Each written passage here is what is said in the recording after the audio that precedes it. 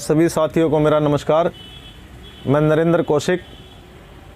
आज इस वीडियो के माध्यम से मैं सभी कर्मचारी और सभी प्रदेशवासियों का ध्यान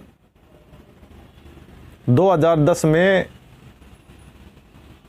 पीटीआई टीचर्स की जो भर्ती हुई थी उसकी तरफ ले जाना चाहता हूं। साथियों, कांग्रेस काल में 2010 में पीटीआई टीचर्स की ज्वाइनिंग हुई थी। 2006 में इनकी भर्ती निकाली गई थी। उसके बाद इस भर्ती के खिलाफ केस चला और फिर ये हाई कोर्ट से हार गए पीटीआई टीचर्स। उसके बाद अभी कोरोना काल में 1 महीने पहले सुप्रीम कोर्ट से भी ये पीटीआई टीचर्स केस हार गए। सुप्रीम कोर्ट ने इस भर्ती को तो रद्द किया, लेकिन कहीं भी इन पीटीआई टीचर्स को दोषी नहीं माना। जब साथियों ये सोचने का विषय है कि जब 1983 पीटीआई टीचर्स को दोषी नहीं माना गया तो सरकार ने इनको बाहर क्यों किया? इनको रिलीव किस कारण किया? ये समझ से परे है। 1983 पीटीआई टीचर्स 10 साल से हरियाणा सरकार को अपनी सेवा दे रहे हैं। आज हरियाणा सरकार कहती है कि इनको पेपर देना पड़ेगा, एग्जाम देना पड़ेगा। मैं हरियाणा सरकार से कहना चाहता हूं कि कुछ पीटीआई टीचर्स तो एक्सपायर हो चुके हैं और ओवर एज भी हो चुके हैं और आज एग्जाम की स्थिति में भी नहीं है, क्योंकि इनकी भर्ती रद्द होने के कारण इन पे मानसिक तनाव इतना बढ़ गया है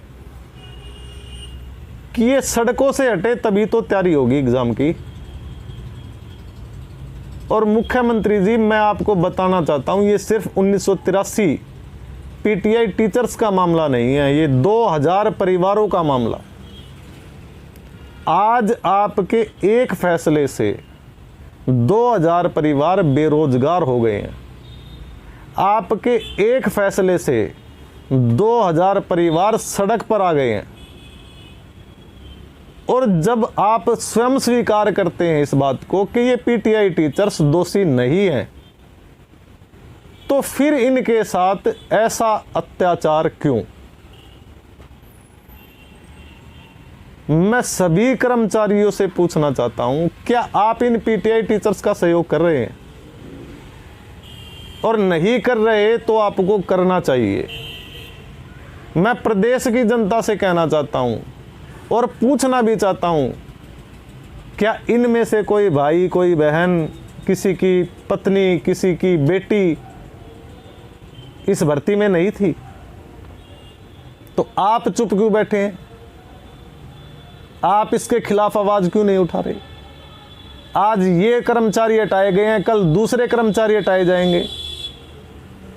ये कब तक चलेगा? पारदर्शिता लानी चाहिए तो सरकारों को लानी चाहिए। कुछ लोग अपने प्रलोभन के लिए,